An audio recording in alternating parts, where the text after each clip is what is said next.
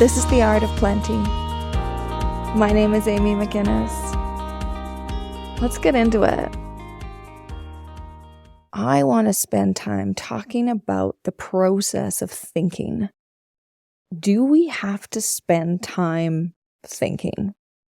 Now, I know this sounds probably a bit like a ridiculous question. Of course, we have to spend time thinking.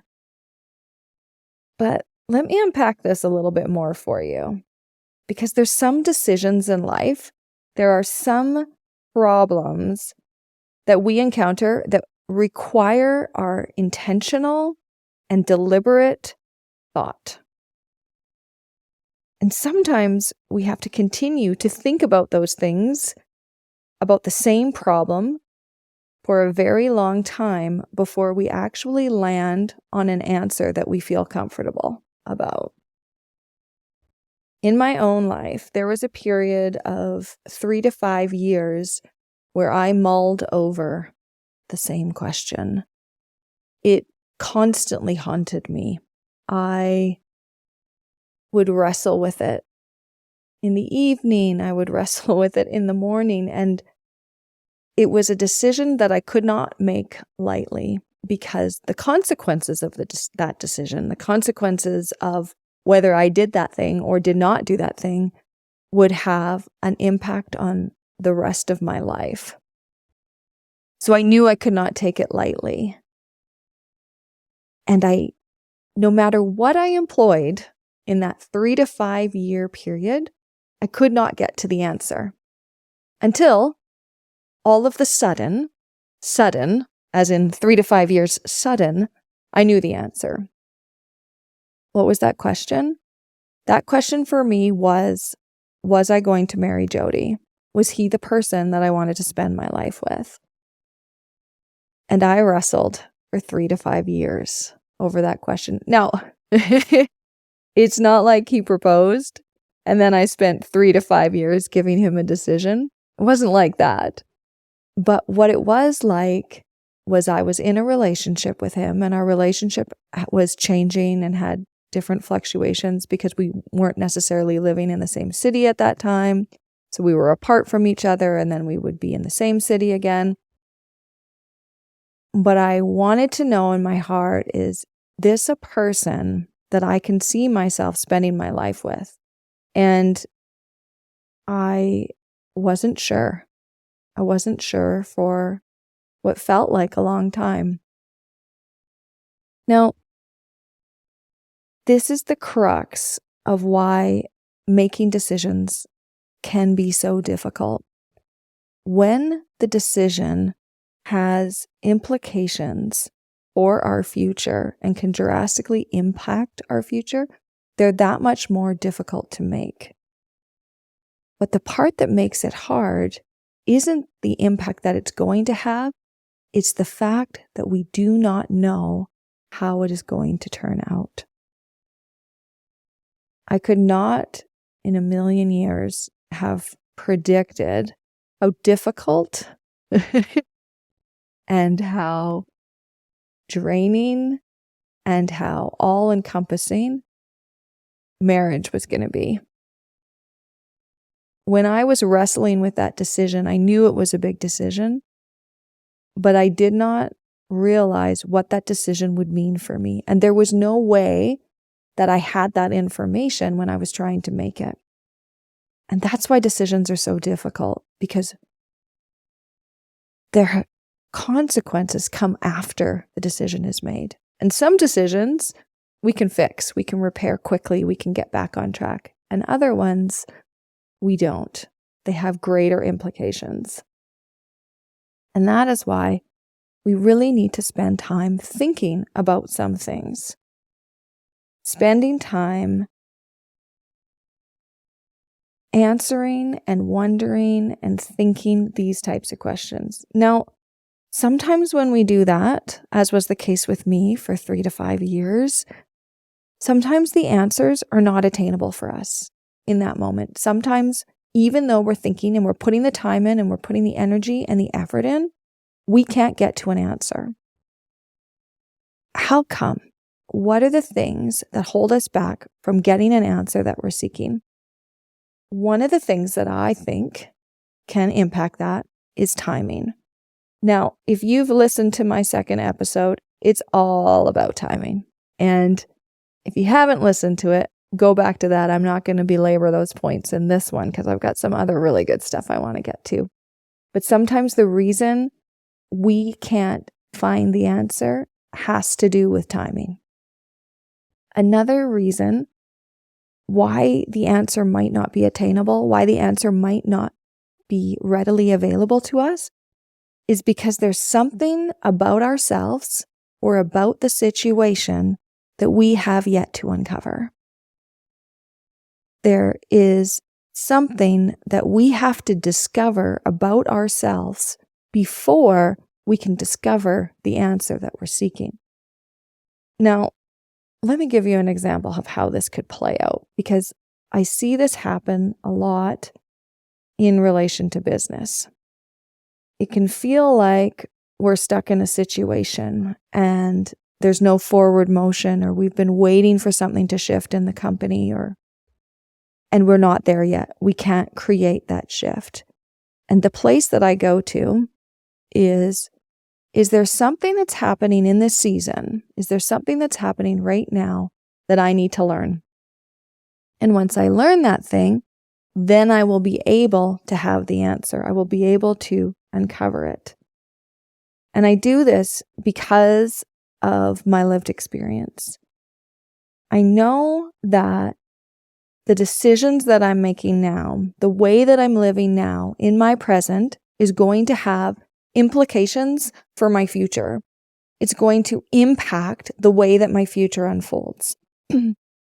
So from that perspective, that the decisions I make today will create my future, I know that there are things happening in my life right now that if I can glean from them, if I can learn from them, they're going to set me up for the future. You've probably heard me say this before because this is something that I often come back to. But I want to learn those lessons today so that I can easily harness those new qualities from learning that in my future dilemmas.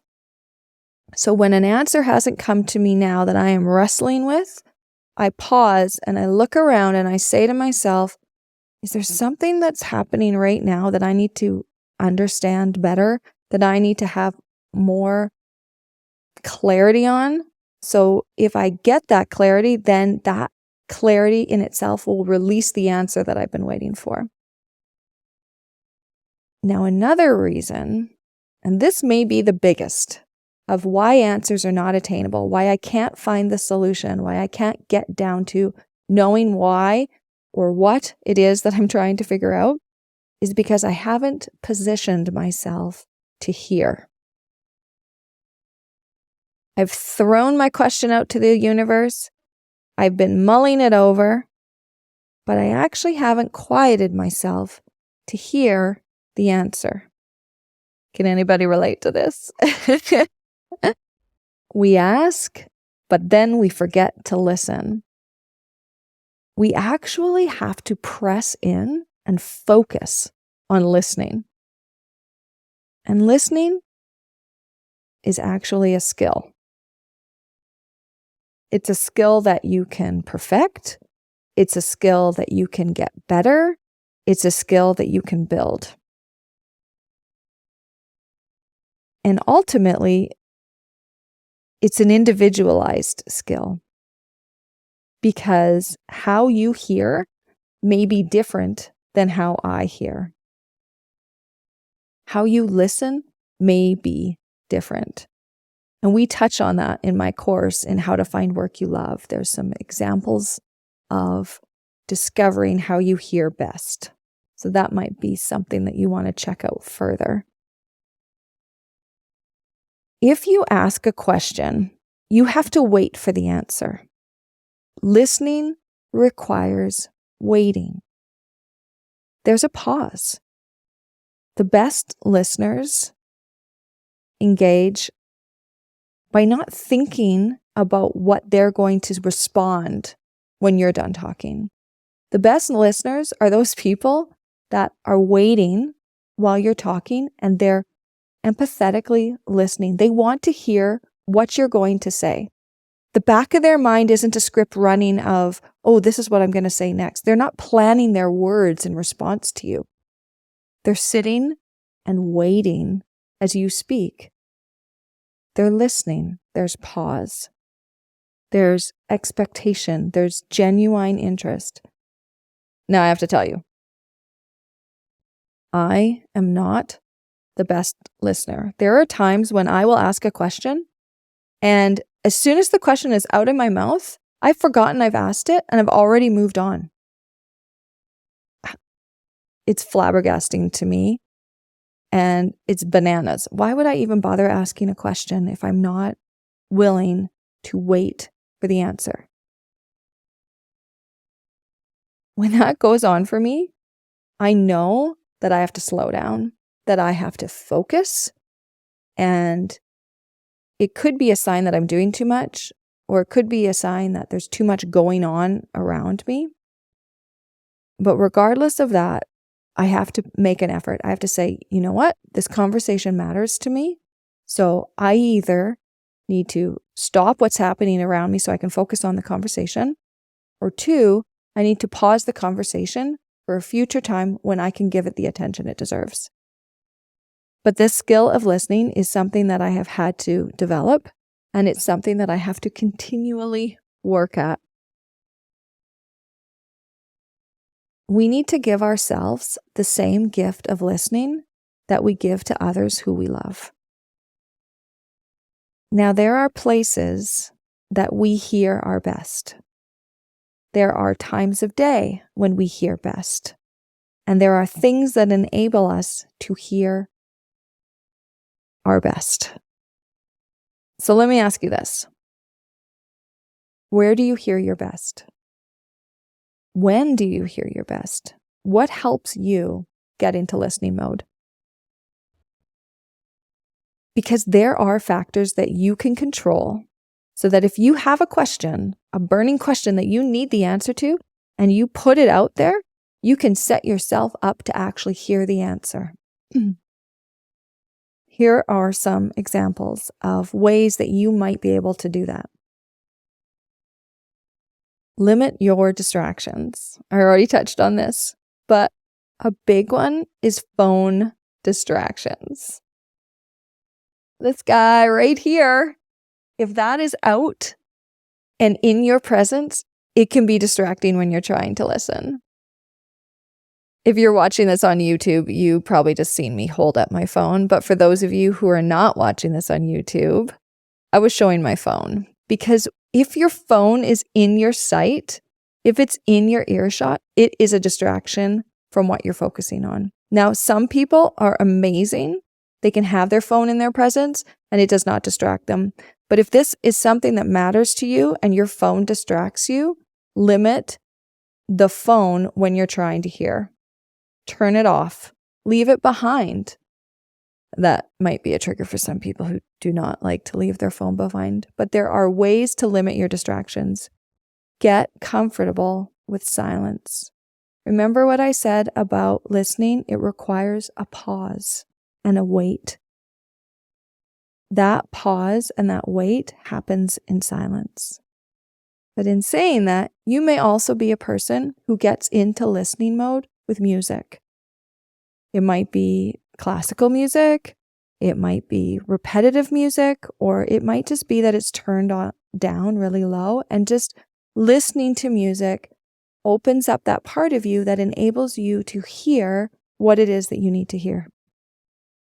I'm a big fan of going for a walk. I have found that when I walk consistently, what I mean by that is if I walk every day for at least a half an hour, I have incredible amounts of clarity. So if there is a situation where I need a lot of clarity, and I know I'm going into a season where I need a lot of clarity, walking is one way that I can get that. Another thing that provides a lot of clarity for me is fasting. If I choose not to eat for a day, I find that by shutting down my desire to eat and those signals to my body that I'm hungry, if I work on quieting those, It quiets other parts of me as well, and that enables me to hear. Other people may find doodling helpful, or creating a mind map, or letting their thoughts just kind of run. Maybe it's doing something like coloring in a coloring book.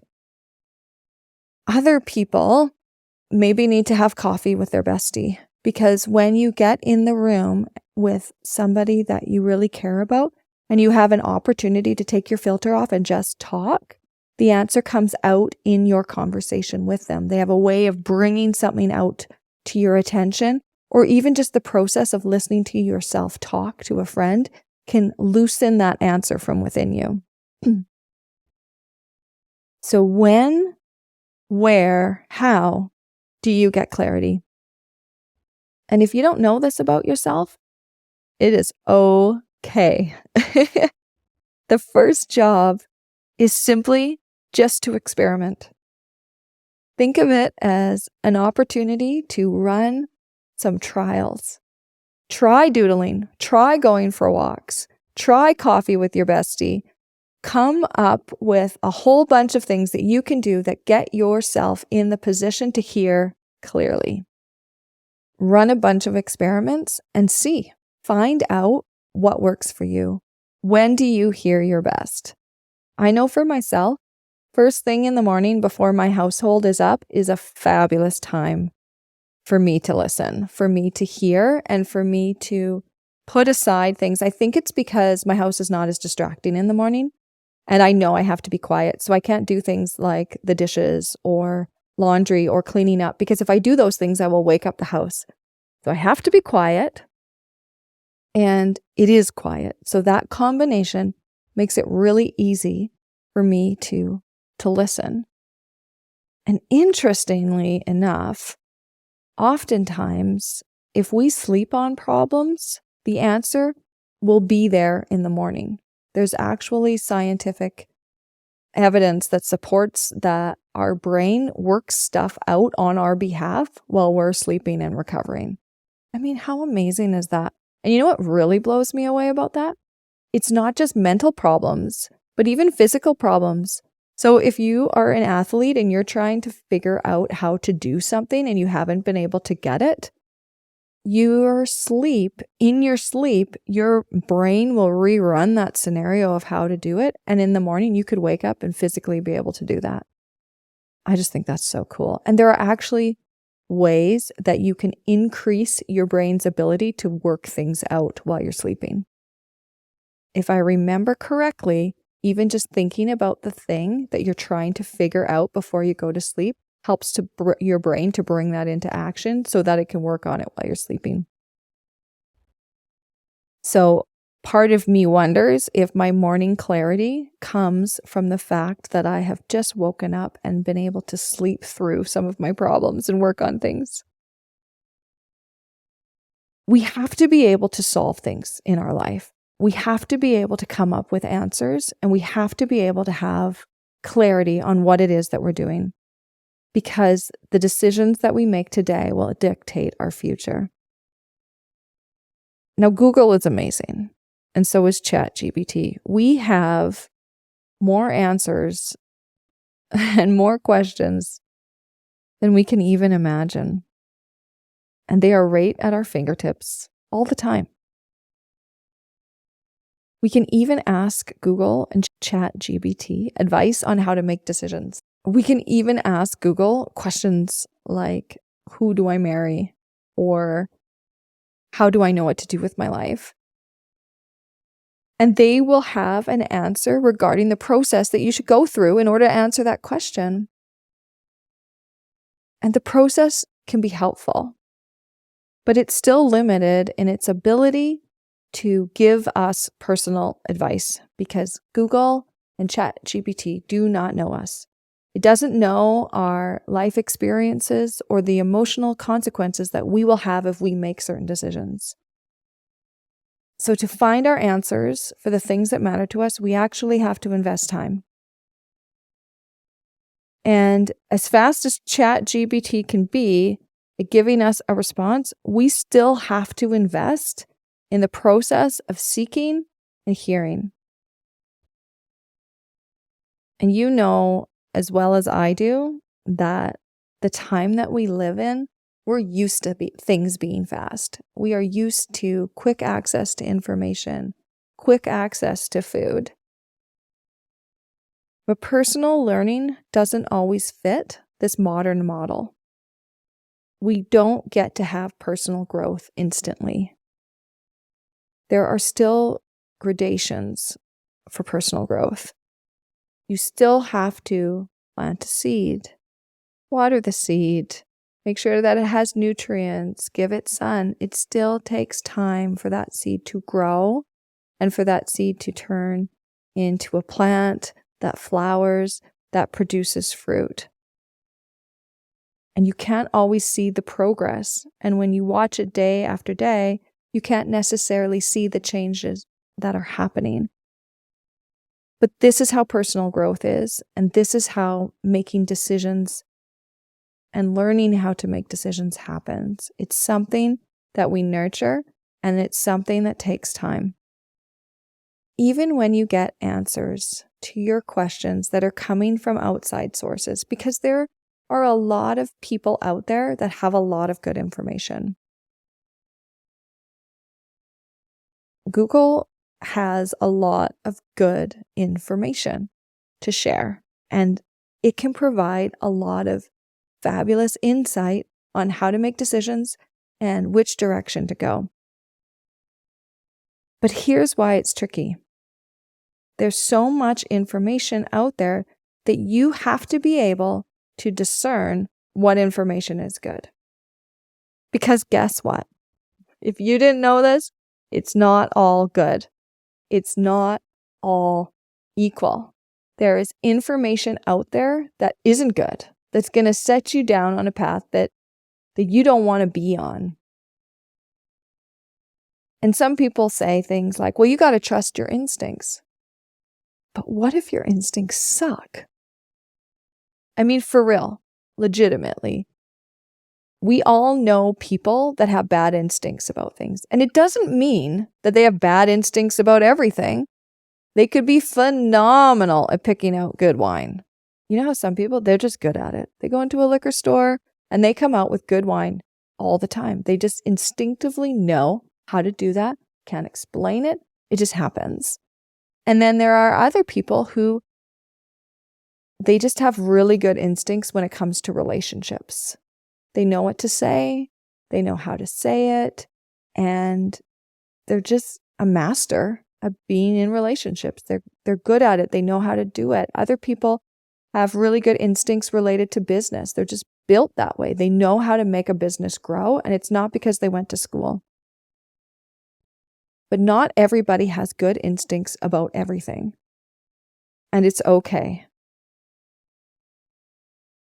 So you need to know if you have good instincts in that area that you are seeking the answer to.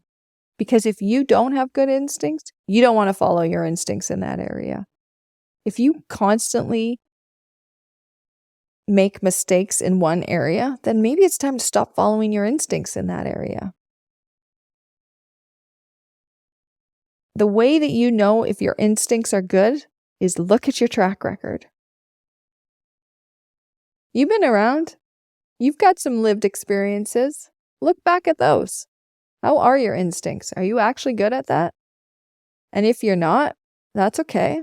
You can learn things to make you better in certain areas. That's what personal development is all about. That's what professional development is all about. But don't follow your instincts if they're not good instincts. Here's some ways to discern if the information you're getting is good. I'm going to give you 3. Number 1, check the fruit. Check the fruit means what is actually being produced.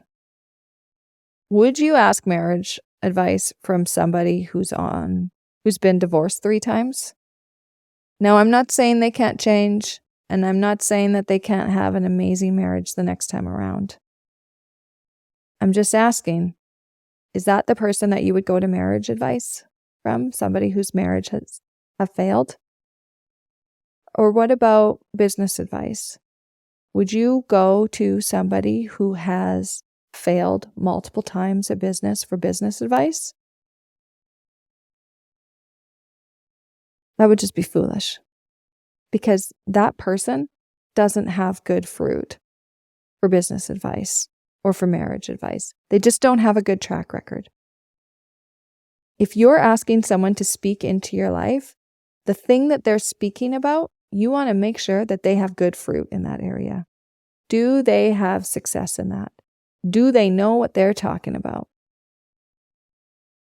For myself, when I'm seeking out advice, I don't want to just go to somebody who has a good track record. I want to go to the person who has the best track record. I don't want just, oh yeah, I think that's a lemon on their tree. I want the entire tree full of lemons, if that's where I'm getting my advice.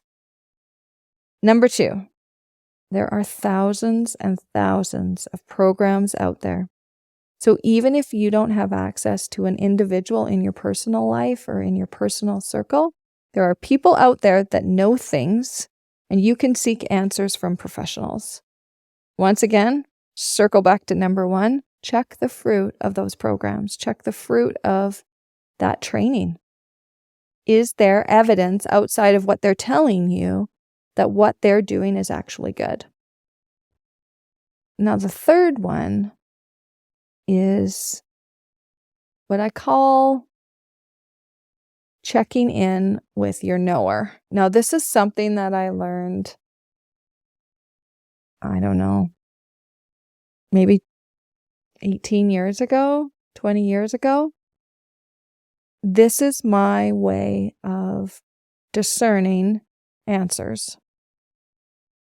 And I check to see how it resonates in my spirit. I check it to my knower. So when my kids, very simply put, if we're at the vending machine and my kid says, I don't know, should I get the chocolate bar or should I get the bag of chips? This is what I'll say. Imagine yourself getting the chips. How does that feel in your knower? Okay, now imagine yourself getting the chocolate bar. How does that feel in your knower? And then they kind of imagine both things, and whatever feels better in that part of them that knows, that's what I encourage them to select. That in itself is also a skill that you can develop. You can get practicing using your knower, seeing if this fits. Does this resonate with you inside?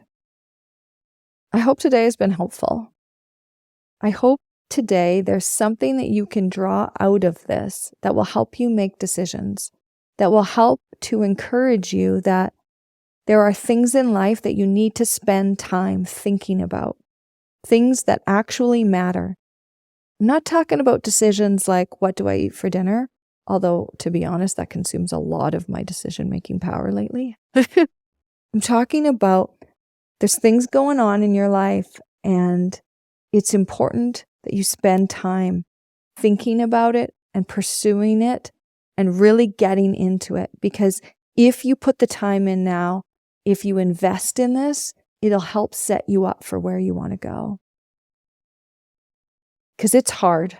It is hard to become the person you were meant to. And in order for you to be who you were meant to be, you're going to have to think some things out. Because those answers are not something that you're going to find on Google, and they're not something that you're going to be able to find haphazardly. They're things that you're going to have to invest time and effort into discovering.